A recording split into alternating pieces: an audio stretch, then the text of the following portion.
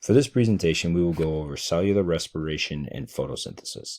So cellular respiration is the basis for life for all oxygen-breathing animals and organisms, whereas photosynthesis is the basis of life for all things plants or plant-celled. So what we're going to do is we're going to start with cellular respiration, cover the basics, move into photosynthesis, and then in the end we'll regroup and summarize and be able to detect whether or not they are related or not, or if they can survive or exist without one another. So first we're going to start with cellular respiration. Cellular respiration does start in your respiratory system. What happens is you breathe in or take in air. Air contains oxygen, which is essential for the cellular respiration.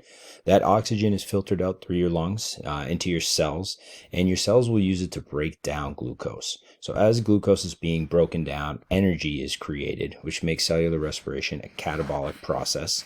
What happens is that energy is transferred around your cells to do what they're supposed to do, to help you breathe or walk or heal a wound or think, help your heartbeat. Any of those day-to-day tasks and any of the crazy things that us humans or these animals will do is a byproduct, is due to cellular respiration. What happens when that energy is created is that the byproduct CO2 or carbon dioxide and H2O or water is released. And what will happen is as you exhale, you put CO2 and H2O back into the environment. So that kind of leads us to our next thing, which will be photosynthesis. So for photosynthesis, what happens is these plants or these plant cells through their leaves will absorb CO2.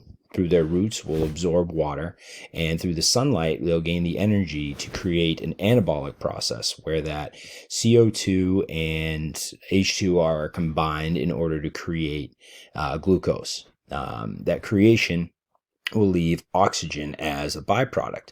So as these plants are growing or standing up to tall winds, or like in the case of sunflowers, they'll be able to turn to face the sun to get more sunlight and have more energy to create this glucose to make more energy.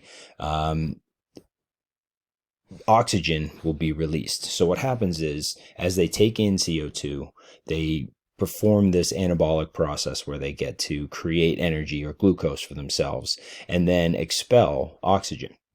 The good news for that is us as humans or other air-breathing creatures will need that oxygen, and that moves us into the combination of the two.